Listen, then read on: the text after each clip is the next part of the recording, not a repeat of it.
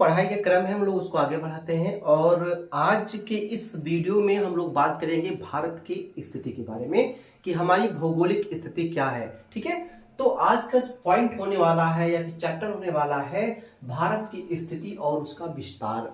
हम लोग ये समझेंगे इस वीडियो में कि भारत की जो स्थिति है हमारे भौगोलिक क्षेत्र में या जो हमारा ग्लोब है या जो हमारा माइंड मैप है उस मैप में जो भारत की स्थिति क्या है। ठीक है, इसके पड़ोसी देश कौन कौन से हैं, भारत में और मुख्य चीजें क्या हैं, तो उन सारी बातों को हम लोग क्या करेंगे कि आसानी से समझेंगे, एक एक पॉइंट को बहुत ही आसान तरीके से। तो आप लोग वीडियो को आसान से देखते रहिए और हम आपको समझाते चलते हैं कि भारत की स्थिति क्या क्या है। आपको सबसे पहले ये मैप दिखाई दे रहा होगा जो कि मैंने अपने हाथों से बनाया है, फिलहाल बहुत सही नहीं बना है लेकिन फिर भी आप लोग समझ सकते हैं क्या भारत का नक्शा है। ठीक है, तो इसमें आप देख रहे हैं कि ये अरब सागर है, अरब सागर के नीचे एक हमारा लक्षद्वीप है जो कि भारत का हिस्सा है और इधर ही बंगाल की खाड़ी है। बंगाल की खाड़ी में हमारा एक अंडमान और निकोबार द्वीप समूह पड़ जाता है जो कि भारत का हिस्सा है। यहाँ पर अगर आप भारत को ध्यान से देखें तो मैंने इसके 4 पॉइंट रखा है और ये होता है इसका पूर्वी क्षेत्र, तो ये गया पूरब और ये हो जाता है पश्चिम, ये हो जाता है उत्तर और नीचे हो जाता है दक्षिण क्षेत्र या दिशा कह सकते हैं। तो पूरब, पश्चिम, उत्तर, दक्षिण आ जाता है। ठीक है, मैं पहली बात करता हूं तो जो भारत की जो लंबाई है, अगर हम लोग बात करें कि भाई पूरब से लेकर पश्चिम तक की लंबाई कितनी है तो 2933 किलोमीटर है।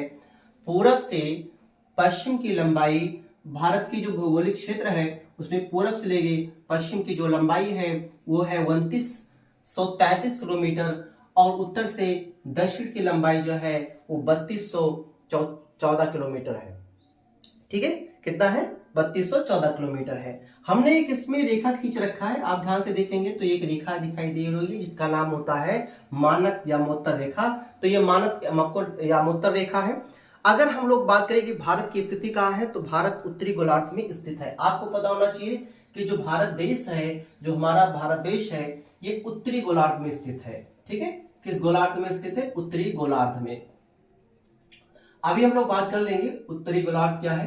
तो भारत जो है, ये जो ग्लोब है, जो भारत का जो स्थिति है वो उत्तरी गोलार्ध में स्थित है। ठीक है, अगर हम लोग बात करें तो ये इसकी स्थिति में अगर हम लोग बात करते हैं तो 82 डिग्री 30 मिनट से लेकर के 37 डिग्री 6 मिनट तक उत्तरी अक्षांश में स्थित है ये। ठीक है, तो कहां है कि 82 डिग्री 30 मिनट से लेकर के 37 डिग्री 6 मिनट तक उत्तरी अक्षांश में स्थित है और जबकि 97 डिग्री 26 मिनट से लेकर के 68 डिग्री 7 मिनट तक जो है ये पूर्वी अक्षांश में, पूर्वी देशांतर में स्थित है। ठीक है, तो ध्यान रखना है कि उत्तर का अक्षांश है उत्तरी अक्षांश में और जो ये क्षेत्र है अर्थात 97 डिग्री 25 मिनट से लेकर के 68 डिग्री 7 मिनट तक जो है ये पूर्वी देशांतर में स्थिति है। ठीक है, तो भारत की स्थिति हो गई।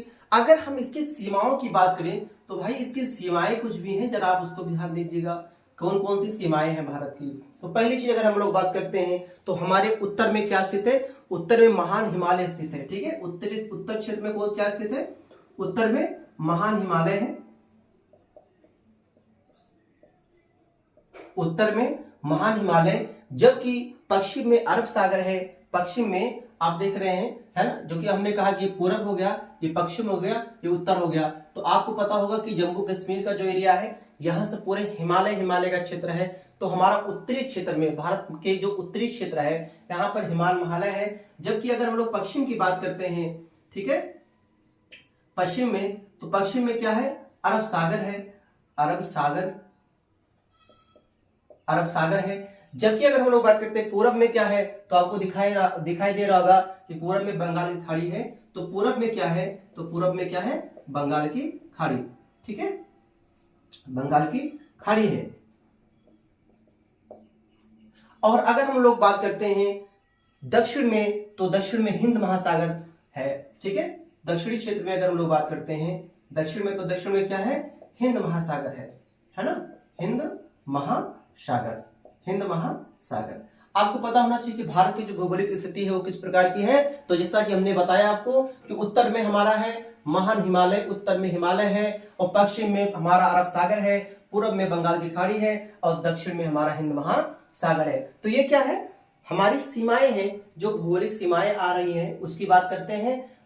नेक्स्ट पॉइंट की अगर बात करें तो भारत का जो एरिया है ये विश्व का 7वां सबसे बड़ा देश है। ठीक है, तो विश्व का 7वां सबसे बड़ा देश। अगर बात की जाए कि भारत विश्व के जो क्षेत्रफल है उनके क्षेत्र अगर उनके दृष्टि से देखा जाए, क्षेत्रफल की दृष्टि से देखा जाए तो भारत जो है 7वां देश है। ठीक है, तो विश्व में 7वां देश किसके दृष्टि से, क्षेत्रफल की दृष्टि से, क्षेत्रफल की दृष्टि से भारत 7वां सबसे बड़ा देश है। और अगर हम लोग बात करते हैं इसके सबसे उत्तरी बिंदु को क्या कहा जाता है, तो आप इसको पॉइंट समझते रहेंगे।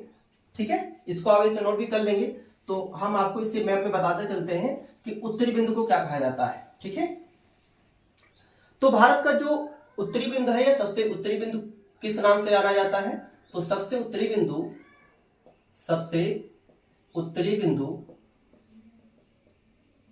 ठीक है।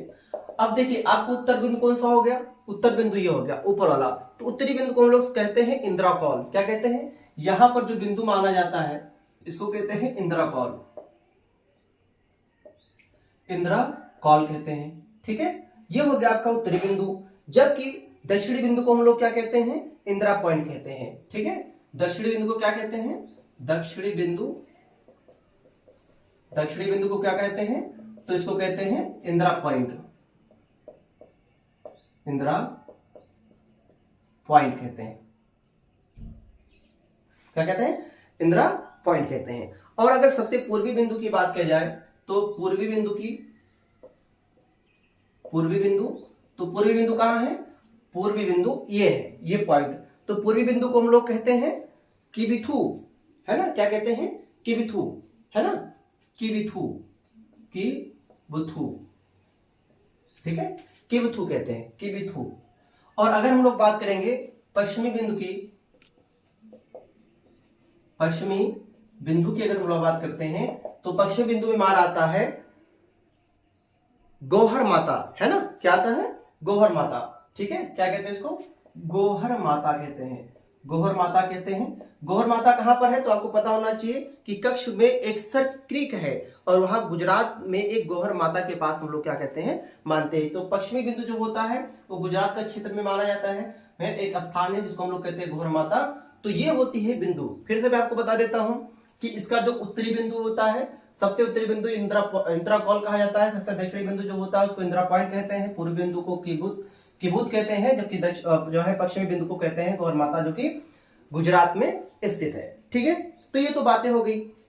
जैसा कि हमने आपको दूसरी पॉइंट बताया कि भाई इसकी लंबाई कितनी है, तो अगर इसकी लंबाई चौड़ाई की बात किया जाएगा तो इसकी लंबाई जो है वो 3214 किलोमीटर है, जबकि चौड़ाई आपको हमने बता रखा है कि 2933 किलोमीटर है। ठीक है, और इसमें इसकी अगर क्षेत्रफल की बात किया जाए तो ये दुनिया का 2.4% है। ठीक है, अगर क्षेत्रफल की बात किया जाए कि भैया इसका क्षेत्रफल कितना है, तो क्षेत्रफल जो है दुनिया का 2.42% भारत का क्षेत्रफल है। ठीक है, दुनिया का 2.42% क्या है, भारत का क्षेत्र है। ठीक है, अगर यहाँ के जनसंख्या की बात किया जाए तो जनसंख्या भी विश्व का दूसरा सबसे बड़ा जनसंख्या वाला क्षेत्र है। हो सकता है कि शायद जनगणना हो जाए तो भारत दुनिया का सबसे अधिक जनसंख्या वाला देश माना जाए। ठीक है, यहां पर विश्व की जनसंख्या की अगर बात की जाए तो विश्व की जनसंख्या का, भारत में विश्व की जनसंख्या का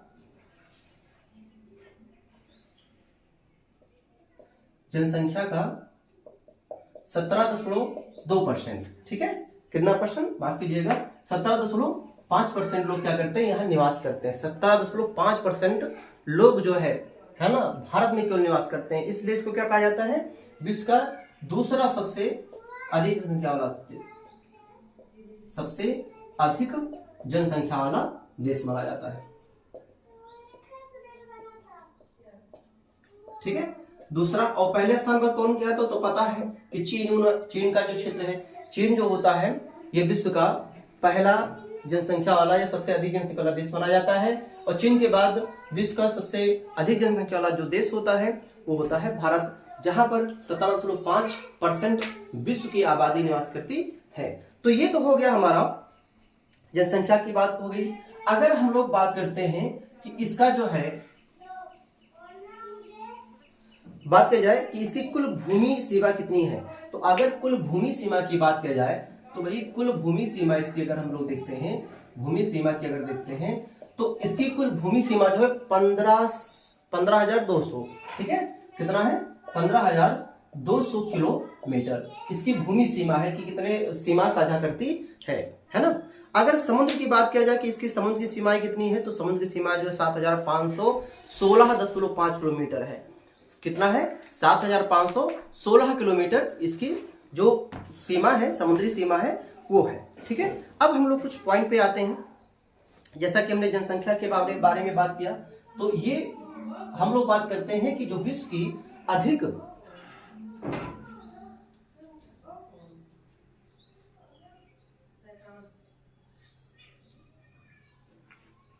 ठीक है, कि अगर हम लोग देश की बात करते हैं तो भाई देश की विश्व में क्या स्थिति है, विश्व में देश की स्थिति है ना। तो अलग अलग जो है हम लोग पहले यहां क्या करते हैं, क्रम लिख लेते हैं कि कौन सा स्थान है ना, विश्व में कोई किस देश का कौन सा स्थान है, और यहां लिखते हैं क्षेत्रफल की दृष्टि से, क्षेत्रफल की दृष्टि से कि देश का स्थान, देश का स्थान, और क्षेत्रफल की दृष्टि से, और यहां लिखते हैं जनसंख्या की दृष्टि से कि भैया कौन सा देश कितने नंबर पर किस मामले में है। अगर हम लोग प्रथम स्थान की बात करते हैं या पहले स्थान की बात करते हैं, तो अगर क्षेत्रफल की दृष्टि से देखा जाए तो सबसे अधिक क्षेत्रफल किस देश का आता है, तो सबसे अधिक क्षेत्रफल आता है किसका, रूस का। किसका आता है, रूस का। रूस क्या है, क्षेत्रफल के मामले में सबसे ज्यादा है। जनसंख्या के मामले में कौन है, चीन है। अगर हम दूसरे स्टेप की बात करते हैं, दूसरे स्थान पर कौन है, तो दूसरे स्थान पर अगर हम लोग क्षेत्रफल की दृष्टि से बात करते हैं तो क्षेत्रफल की दृष्टि से दूसरे स्थान पर कनाडा आता है, फिर चीन आता है, कनाडा आ गया, उसके बाद क्या आ गया, चीन आ गया तीसरे स्थान पर, तीसरा स्थान, चौथा, पांचवा, छठा और सातवां, ठीक है। तो चीन आ गया कितने पर, तीसरे पर। चौथे पर कौन है, संयुक्त राज्य अमेरिका। तो चौथे स्थान पर कौन होता है, संयुक्त राज्य अमेरिका आता है, ठीक है। संयुक्त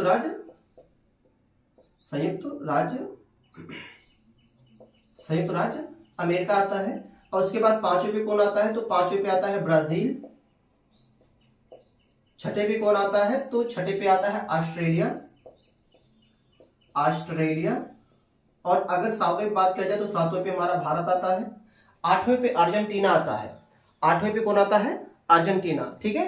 तो अगर देशों के क्रम की स्थिति की बात किया जाए तो क्षेत्रफल की दृष्टि से सबसे ज्यादा, सबसे बड़ा क्षेत्र कौन सा है, या क्षेत्रफल की दृष्टि से सबसे बड़ा जो देश है कौन सा है, रूस है। उसके बाद कनाडा है, चीन है, संयुक्त राज्य अमेरिका है, उसके बाद ब्राजील है, ऑस्ट्रेलिया है। सातवें नंबर पर क्या है, हमारा भारत देश। क्षेत्रफल की दृष्टि से सबसे अधिक या सबसे बड़ा देश कौन सा है, तो रूस है। और रूस के बाद कौन है, कनाडा है। कनाडा के बाद क्या है, चीन है। चीन के पास अमेरिका है। अमेरिका के बाद ब्राजील है। ब्राजील के बाद ऑस्ट्रेलिया है। ऑस्ट्रेलिया के बाद भारत है। अगर जनसंख्या के मामले में बात किया जाए तो चीन है। चीन के बाद हमारा भारत देश आता है। चीन के बाद आता है भारत, ठीक है। चीन के बाद क्या आएगा, जनसंख्या के मामले में भारत आएगा। और उसके बाद भारत के बाद आता है हमारा जो है यूएसए, ठीक है। क्या आएगा, यूएसए मतलब संयुक्त राज्य अमेरिका आएगा तीसरे नंबर पे। चौथे नंबर पे इंडोनेशिया है ना, क्या आएगा चौथे नंबर पर, इंडोनेशिया। उसके बाद आपका आएगा पाकिस्तान, नाइजीरिया, क्या आएगा, पाकिस्तान, नाइजीरिया। और नाइजीरिया के बाद आपका आएगा ब्राजील। सातवें नंबर पे क्या है, ब्राजील है। और आठवें नंबर पर आपका आ जाता है बांग्लादेश, ठीक है। तो अगर हम लोग जनसंख्या के मामले में अगर बात करते हैं, जनसंख्या की दृष्टि से देखते हैं, तो चीन, भारत, यूएसए, इंडोनेशिया, उसके बाद पाकिस्तान, उसके बाद नाइजीरिया, उसके बाद क्या आता है, ब्राजील। तो ये जनसंख्या के मामले में है, ये घटते हुए क्रम में है। और सबसे ऊपरी स्थान पर हमारा चीन आ जाता है, दूसरे स्थान में हमारा भारत आ जाता है, तीसरे पर यूएसए आ जाता है, चौथे पे इंडोनेशिया और पांचवें पे पाकिस्तान, छठे पे नाइजीरिया और सातवें पे ब्राजील, आठवें पे आता है बांग्लादेश आता है। ये जनसंख्या के मामले में है। अगर क्षेत्रफल की दृष्टि से बात किया जाएगा तो पहले स्थान पर आता है रूस, कनाडा, चीन, संयुक्त राज्य अमेरिका, ब्राजील, ऑस्ट्रेलिया, भारत। तो ये क्या है, ये क्षेत्रफल की दृष्टि से है और ये है जनसंख्या की दृष्टि से। तो अगर आपसे कोई पूछ लेता है कि भाई ये बताइए कि जनसंख्या के मामले में सबसे अधिक या जनसंख्या के मामले में किस देश की जनसंख्या सबसे ज्यादा है, ठीक है, तो आप तुरंत बताइए कि चीन है, उसके बाद कौन है, भारत है। अगर क्षेत्रफल की दृष्टि से पूछता है कि भैया भारत की कौन सी स्थिति है, तो आपको पता होना चाहिए कि है आपका 7वें नंबर पर भारत है, ठीक है। तो भारत के 5 शीर्ष राज्य जो क्षेत्रफल की दृष्टि से ऊंचे हैं, ठीक है। तो हम लोग लिखेंगे भारत के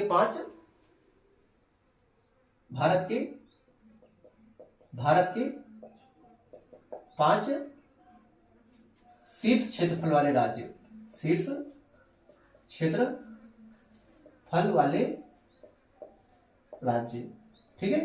कौन कौन से, देखिए पहले स्थान पर हमारा आता है राजस्थान, ठीक है। पहले स्थान पर कौन आएगा, राजस्थान आएगा, ठीक है। तो आपको पता होना चाहिए कि पहले स्थान पे राजस्थान, ठीक है। उसके बाद कौन आएगा, उसके बाद मध्य प्रदेश आएगा, मध्य प्रदेश।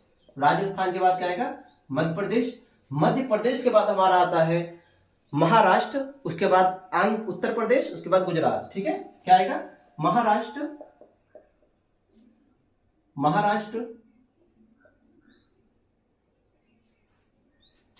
राजस्थान, मध्य प्रदेश, महाराष्ट्र, उसके बाद हमारा आएगा उत्तर प्रदेश, उसके बाद गुजरात, ठीक है। क्या आएगा, उत्तर प्रदेश, उसके बाद में गुजरात, ठीक है।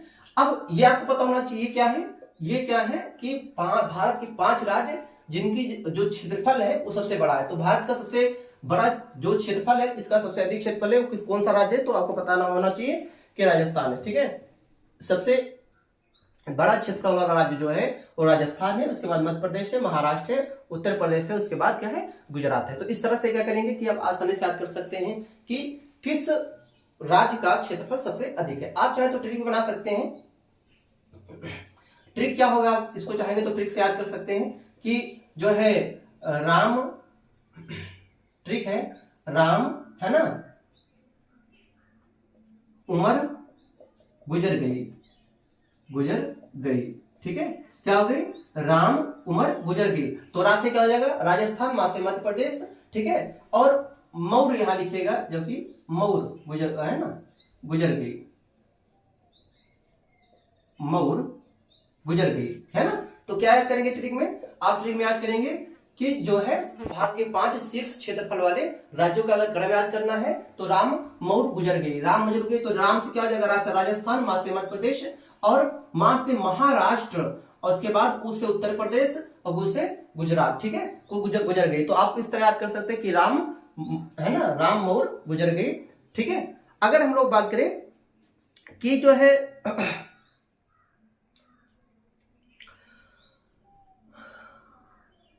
हाँ, ठीक है, तो ये पॉइंट हो गया। अब आपको पता होना चाहिए कि भारत में कितने राज्य हैं और कितने केंद्र शासित प्रदेश हैं। अगर हम लोग भारत के राज्यों की बात करते हैं तो भारत में राज्य जो है आपको पता है 28 है और 9 केंद्र शासित प्रदेश हैं, ठीक है। और इनकी भी कुछ अपनी अलग अलग क्या है, विशेषताएं हैं, ठीक है। तो उन सब राज्य और केंद्र शासित प्रदेश आपको मालूम होंगे, ठीक है। हम लोग बात करते हैं कि भारत जो हमारा देश है, इसके जो कर्क रेखा है वो कितने राज्य से होकर गुजरती है, ठीक है। तो भारत के 8 राज्यों से कर्क रेखा होकर गुजरती है। कर्क रेखा होकर क्या होती है, गुजरती है। तो इसका शॉर्टकट ट्रिक याद कर लीजिए। ट्रिक क्या होगा कि मित्र पर गमछा झाड़, क्या याद करेंगे, मित्र पर गमछा झाड़, मित्र पर गमछा झाड़। तो मी से हो जाएगा मिजोरम, उत्तर से हो जाएगा त्रिपुरा और पास से हो जाएगा पश्चिम बंगाल, पश्चिम बंगाल,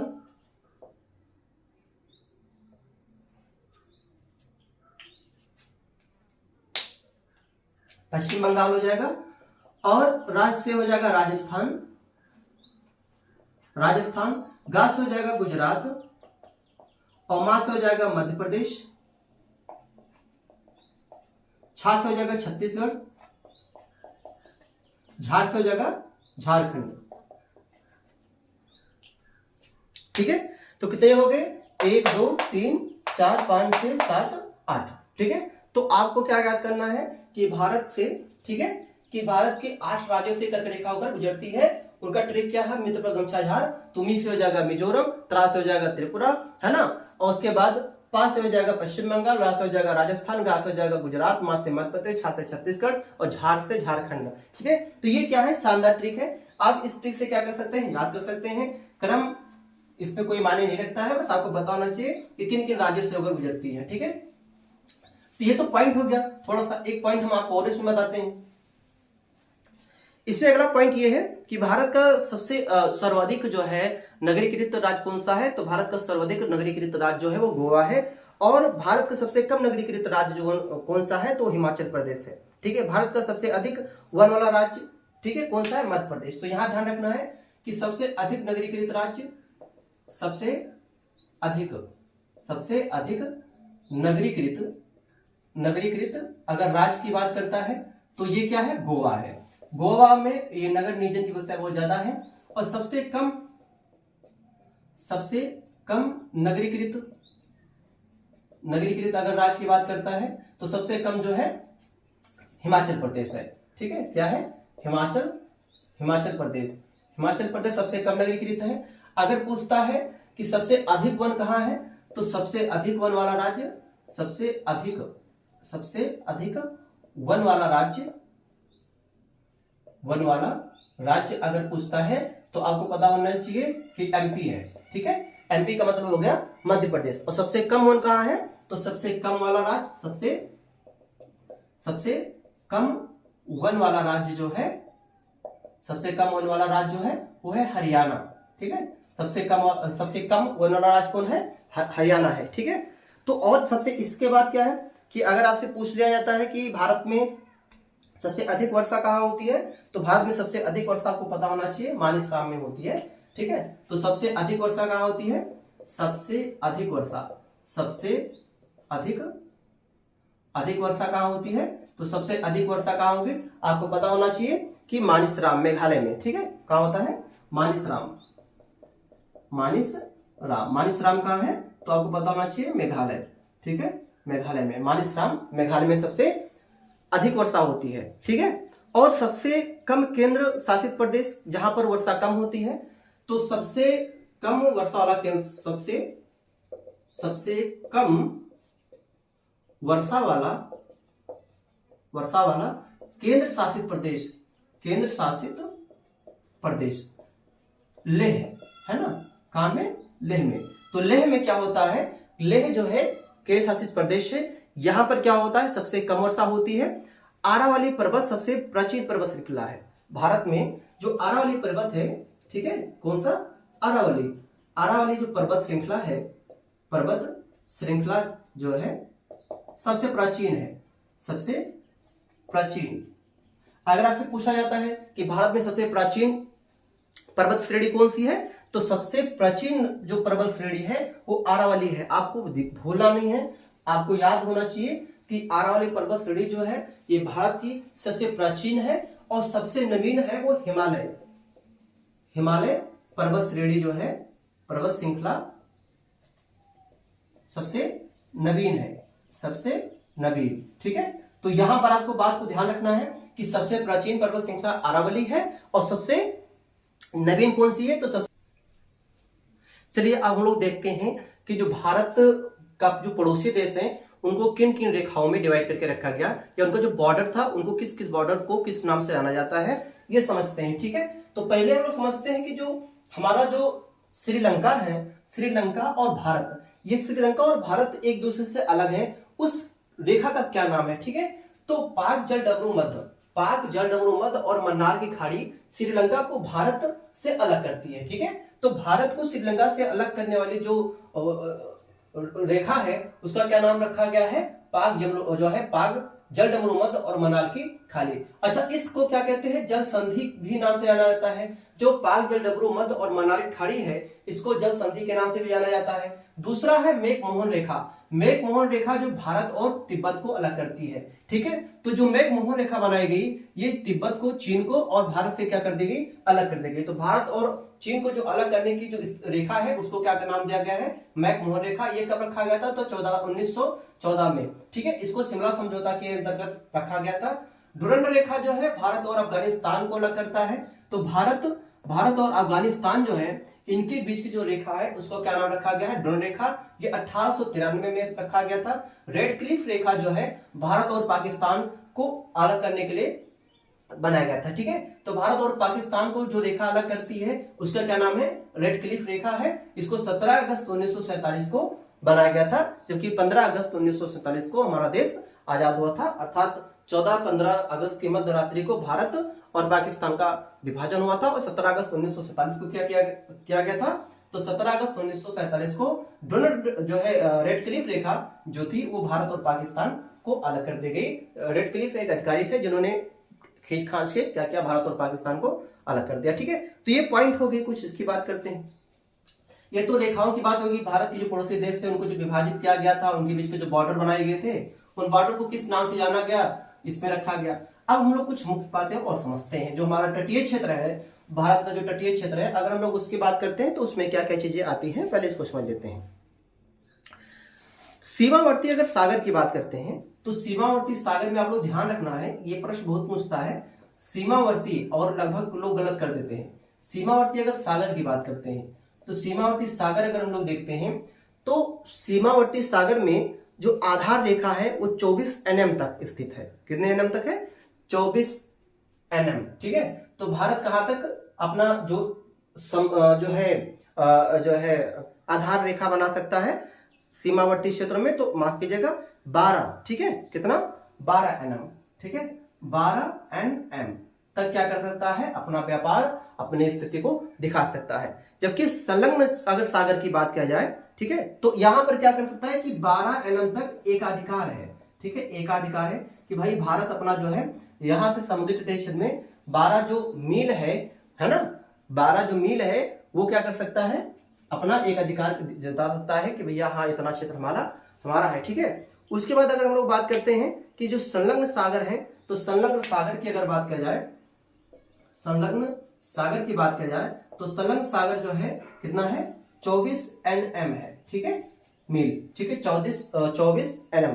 तो यहां पर क्या कर सकता है कि इसके पास वित्तीय अधिकार है ना। यहां तक अगर संलग्न सागर की बात किया जाए तो 24 जो NM है, यहां पर क्या कर सकता है भारत, वित्तीय अर्थात व्यापार की स्थिति को, खरीद बिक्री को है ना अपना सकता है। तो वित्तीय का अधिकार की बात किया जाए तो कितने हैं, 24 NM तक है। ठीक है, अगर अनन्य आर्थिक क्षेत्र की बात किया जाए तो अनन्य आर्थिक क्षेत्र कहां तक है, भारत कहां तक अनन्य आर्थिक क्षेत्रों की व्यापार बना सकता है, तो 200 है ना, 200 NM। ठीक है, कितने तक, 200 NM तक है। ठीक है, अनन्य यहां से ये पूछता है, अपने ध्यान रखिएगा कि अनन्य आर्थिक क्षेत्र या अनन्य वित्तीय क्षेत्र कहां तक है, तो पता होना चाहिए 200 NM तक। कितने तक, 200 NM तक है। ठीक है, और इसके पास क्या है कि आर्थिक क्षेत्र का क्या है, अधिकार भी है, आपको पता होना चाहिए। ठीक है, अब अगर हम लोग कुछ क्षेत्रों की बात किया, जैसे हमने आपसे बताया कि भारत जो है अफगानिस्तान और पाकिस्तान का स्थित है, तो उत्तर पश्चिम में स्थित है। अगर आपसे पूछा जाता है कि पाकिस्तान अफगानिस्तान किस क्षेत्र में स्थित है, तो उत्तर पश्चिम में स्थित है। भारत पाकिस्तान की सीमा रेखा का क्या नाम है, तो रेड क्लिफ। भारत पाकिस्तान का रेड क्लिफ नाम रखा गया है, भारत अफगानिस्तान का डोन रखा गया था। ठीक है, और उत्तर में चीन, भूटान और नेपाल है। ठीक है, भारत के उत्तर में कौन कौन स्थित है, भारत के उत्तरी क्षेत्र में कौन कौन स्थित है, तो आपको पता होना चाहिए कौन कौन से हैं, चीन है, नेपाल है और भारत है। तो भारत के उत्तर क्षेत्र में कौन कौन है, भारत में चीन, भूटान और नेपाल है। भारत चीन और उसकी सीमा रेखा का नाम जो है मैकमोहन रेखा है। ठीक है, तो इस बात को क्या करना है, याद रखना है, भारत की बांग्लादेश के साथ सबसे अधिक सीमा लंबाई है। ठीक है, तो ये बांग्लादेश हमारा है, भारत किसके साथ सबसे ज्यादा सीमा साझा करता है? तो बांग्लादेश के साथ में। देखिए ये बांग्लादेश जो है, ये बांग्लादेश जो है इसके साथ क्या करता है? सबसे अधिक सीमा साझा करता है। ठीक है, इसको आप भूलिएगा नहीं, ध्यान रखिएगा। ठीक है, अगर अब हम लोग थोड़ी सी एक इंपॉर्टेंट पॉइंट्स की बात कर लेते हैं। सबसे इंपॉर्टेंट पॉइंट में क्या क्या है, जैसे पहली चीज अगर हम लोग बात करते हैं इसमें कि भाई ऐसा है कि जो हमारा बांग्लादेश है, ठीक है, क्या है? बांग्लादेश। बांग्लादेश जो है, जैसा कि हमने कहा कि बांग्लादेश क्या करता है? भारत के सबसे ज्यादा सीमा साझा करता है। तो कितने किलोमीटर करता है? 4096। ठीक है, 4096 किलोमीटर क्या करता है? बांग्लादेश भारत के साथ सीमा साझा करता है। अच्छा, किन किन राज्यों के साथ? कितने राज्यों के साथ में? तो 5 राज्यों के साथ में। कितने राज्य के साथ में? 5 राज्य। और 5 राज्य है कौन कौन से हैं? तो 5 राज्यों में पहला आता है आपका पश्चिम बंगाल। ठीक है, कौन आता है? पश्चिम बंगाल आता है, मिजोरम आता है, त्रिपुरा आता है। ठीक है, कौन कौन? पश्चिम बंगाल, मिजोरम, त्रिपुरा और मेघालय, असम, है ना? कौन कौन आता है? मेघालय, असम। ठीक है, तो ये क्या करता है? ये 5 राज्य कैसे हैं? जो बांग्लादेश के साथ साझा करते हैं। उसके बाद आता हमारा है चीन। ठीक है, कौन आता है? चीन आता है। तो भैया चीन कितने किलोमीटर की सीमा साझा करता है? तो चीन जो होता है ये 3488 किलोमीटर। कितना? 3488 किलोमीटर क्या करता है? सीमा साझा करता है। ठीक है, अब कितने राज्यों के साथ सीमा साझा करता है? तो 3 राज्य के साथ में। कितने राज्य? 3 राज्य। अब वो 3 राज्य कौन कौन से हैं? उनमें पहला हमारा केंद्र शासित प्रदेश आ जाता है। ठीक है, हिमाचल प्रदेश, उत्तराखंड और सिक्किम, लद्दाख। ठीक है, ठीक है, 3 राज्य और एक केंद्र शासित प्रदेश। 3 राज्य और एक केंद्र शासित प्रदेश। कौन कौन सा आता है? पहला तो हिमाचल प्रदेश, हिमाचल प्रदेश आता है। उसके बाद क्या आता है? उत्तराखंड, उत्तराखंड। ठीक है, उत्तराखंड आ जाता है। और उसके बाद कौन आता है? सिक्किम और लद्दाख आता है। ठीक है, क्या आता है? सिक्किम, सिक्किम और लद्दाख। ठीक है, लद्दाख। ठीक है, चीन के बाद हमारा आता है पाकिस्तान। ठीक है, कौन आता है? पाकिस्तान। तो भैया पाकिस्तान कितना किलोमीटर सीमा साझा करता है? तो पाकिस्तान जो है आपको पता होना चाहिए 3323 किलोमीटर। कितना? 3323 किलोमीटर। 3323 किलोमीटर क्या करता है? सीमा साझा करता है। कितने राज्यों के साथ में? 4 राज्यों के साथ में। कौन से 4 राज्य हैं? तो 4 राज्य में पहले के अगर हम नाम बताते हैं तो है ना, एक है आपका पंजाब, गुजरात और जम्मू कश्मीर। ठीक है, इसमें लद्दाख भी आता है जो कि केंद्र शासित प्रदेश है। नेपाल की अगर बात की जाए तो 1751 किलोमीटर सीमा साझा करता है 5 राज्यों के साथ में, उत्तर प्रदेश, बिहार, उत्तराखंड, सिक्किम और पश्चिम बंगाल। म्यांमार की बात की जाए तो 1643 किलोमीटर तक सीमा साझा करता है। कितने राज्यों के साथ म्यांमार सीमा साझा करता है? तो 4 राज्यों के साथ में करता है। वो 4 राज्यों का नाम कौन कौन सा है? तो अरुणाचल प्रदेश, मणिपुर, मिजोरम और नागालैंड। भूटान की अगर बात की जाए तो 699 किलोमीटर सीमा साझा करता है। वो भी 4 राज्यों के साथ में। कौन से 4 राज्य हैं? तो अरुणाचल प्रदेश, सिक्किम, असम और पश्चिम बंगाल। अफगानिस्तान की बात की जाए तो सबसे कम सीमा साझा करने वाला अगर कोई देश है तो वो है अफगानिस्तान, 106 किलोमीटर। वो भी एक देश एक केंद्र शासित प्रदेश के साथ सीमा साझा करता है, वो भी लद्दाख के साथ। तो लद्दाख के साथ कोई केंद्र शासित प्रदेश अगर सबसे कम सीमा साझा करता है तो उसका नाम है अफगानिस्तान। तो ये क्या है? आपकी एक छोटी सी पॉइंट है, और ये छोटी सी पॉइंट जो है आपको बहुत सारी जानकारियां दे सकती है। आप इसको क्या करिए, नोट कर लीजिएगा, और जो है वीडियो को लाइक भी कर दीजिएगा, शेयर भी कर दीजिएगा, सब्सक्राइब भी कर दीजिएगा। मन करे तो फिर कमेंट भी कर दीजिएगा, नहीं तो कोई दिक्कत नहीं है। कर देंगे तो अच्छा लगेगा, नहीं करेंगे तब भी अच्छा लगेगा। अगर हम लोग थोड़ी सी एक पॉइंट और बात कर लेते हैं, उसके बाद इसको करते हैं खेल खत्म। ठीक है, जैसा कि हमने कहा उत्तरी गोलार्ध में, थोड़ा सा हम आपको गोलार्ध के माध्यम से समझा देते हैं कि भाई गोलार्ध के माध्यम में क्या क्या होता है। सबसे पहले काम क्या करिए, आप एक फटाक से गोला खींच लीजिए। क्या खींचिए? गोला। ठीक है, तो हम लोग क्या करते हैं, गोला खींचते हैं। एक गोला खींच लिया तो ये हो गया हमारा एक गोला। अब इसको हम लोग कह देंगे कि भैया ये हमारा है ग्लोब। मान लीजिए कि यह एक ग्लोब है, माना कि यह एक ग्लोब है। अब इस ग्लोब में अगर हम लोग क्या करते हैं, एक लाइन खींचते हैं। तो एक हमने एक सीधी लाइन ऐसे खींच ली और एक सीधी लाइन ऐसे खींच ली। अब आपको पता होगा थोड़ा सा ऐसे हम लोग करते हैं, एक हमारा इधर बना लेते हैं, एक हमारा इधर बना लेते हैं। ठीक है, और ये हमारा मानक जो हमने यहाँ लिख रखा है, मानक या मोहत्तर रेखा, तो इसको मानक या मोहत्तर रेखा खींच लेते हैं। यहीं पर हमें क्या करते हैं, छोटा सा भारत बना लेते हैं। तो मान लीजिए कि हमारा छोटा सा भारत जो है, छोटा सा भारत देश हमारा कहाँ होगा, कुछ इस प्रकार से, इस प्रकार से, इस प्रकार से, इस प्रकार से, इस प्रकार से, इस प्रकार से, इस प्रकार से, इस प्रकार से, इस प्रकार से बनके ऐसे ऐसे ऐसे ऐसे करके ऐसे ऐसे ऐसे आ जाएगा। ठीक है, तो मान लीजिए कि यह क्या हमारा भारत देश है। ठीक है, भारत देश है तो आपको ध्यान रखना है, एक होता है मकर रेखा। क्या होता है? मकर रेखा होती है। तो मकर रेखा कहाँ है? ये जो मैंने रेखा खींचा है इसको कहते हैं मकर रेखा। क्या कहते हैं? मकर रेखा। मकर रेखा कितना डिग्री है तो आपको पता होना चाहिए, 23 डिग्री 5 मिनट। कितना? 23 डिग्री 5 मिनट मकर रेखा है। उसी के ऊपर हमारा है कर्क रेखा। कर्क रेखा कहाँ है? ये है, ये हमारा है कर्क रेखा। ठीक है, क्या है ये? कर्क रेखा।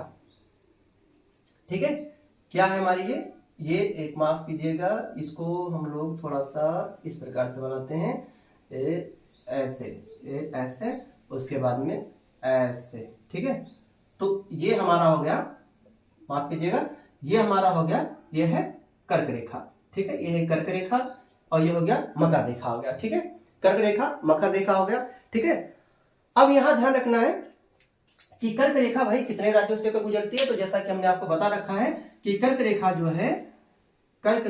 है 8 राज्यों से होकर गुजरती है। तो ये है कर्क रेखा। तो कर्क रेखा कितने राज्यों से? 8 राज्य से। कितने राज्य से? 8 राज्य से होकर गुजरती है। और 8 राज्यों का हमने नाम बता दिया था ट्रिक में कि मित्र पर गमछा झार, मित्र पर गमछा झार, है ना, गमछा झार। तो आपको हमने पहले बताया कि मी से हो गया मिजोरम, ता से त्रिपुरा, पा से पश्चिम बंगाल, रा से राजस्थान, गा से गुजरात, मा से मध्य प्रदेश, छा से छत्तीसगढ़, झार से झारखंड। ये 8 राज्य हो गए। ये 8 राज्य से क्या होता है? कर्क रेखा होकर गुजरती है। और नीचे क्या है? मकर रेखा है। तो आपको अगर ध्यान दें तो ये क्षेत्र में ये पूरब हो जाता है, पश्चिम हो जाता है, उत्तर हो गया, दक्षिण हो गया। तो आप ध्यान से देखें तो अगर बीच से अगर हम इसको डिवाइड करते हैं, ये बीच से अगर हम लोग डिवाइड करते हैं, ठीक है, तो ये जो है ये हो गया पूरब हो गया, ये हो गया पश्चिम हो गया, ये हो गया उत्तर हो गया और ये हो गया दक्षिण। तो ये पूरा क्षेत्र क्या होता है? उत्तरी गोलार्ध होता है। क्या होता है? उत्तरी गोलार्ध। तो भारत जो है किस स्थिति में, किस देश में स्थित है, किस क्षेत्र में स्थित है? तो भारत की जो भौगोलिक स्थिति है वो उत्तरी गोलार्ध में है, क्योंकि ये उत्तरी गोलार्ध हो जाता है। ठीक है, इसको हम लोग उत्तरी गोलार्ध कहते हैं, इसको हम लोग कहते हैं दक्षिणी गोलार्ध। ठीक है, ये नीचे वाला जो पार्ट होता है ये होता है दक्षिणी गोलार्ध। ठीक है, ये हो गया दक्षिणी गोलार्ध हो गया। इसके ऊपर वाला जो भाग होता है इसको क्या कहते हैं? उत्तरी गोलार्ध करते हैं। तो भारत की स्थिति कहाँ है? उत्तरी गोलार्ध में है। नीचे क्या है? दक्षिणी गोलार्ध, ऊपर क्या है? उत्तरी गोलार्ध। ठीक है, तो भारत की भौगोलिक स्थिति कहाँ पे है? तो उत्तरी गोलार्ध में है, भूलना नहीं है आपको। ठीक है, इसी बीच हम आपको बताते हैं कि जो भारत की मानक रेखा है, ठीक है, क्या है? भारत की जो है जो मानक रेखा है, भारत की जो मानक रेखा है, भारत की जो मानक रेखा है वो जो है 82 डिग्री 30 मिनट ईस्ट से लेकर के 82 डिग्री 30 मिनट ईस्ट, है ना, 82 डिग्री 30 मिनट ईस्ट जो देशांतर है वो उत्तर प्रदेश की मिर्जापुर से होकर गुजरती है। ठीक है, कहां से गुजरती है? उत्तर प्रदेश के यूपी से, यूपी के जो मिर्जापुर जिला है, मिर्जापुर है ना, मिर्जापुर जिले से होकर क्या होती है? गुजरती है। क्या गुजरती है?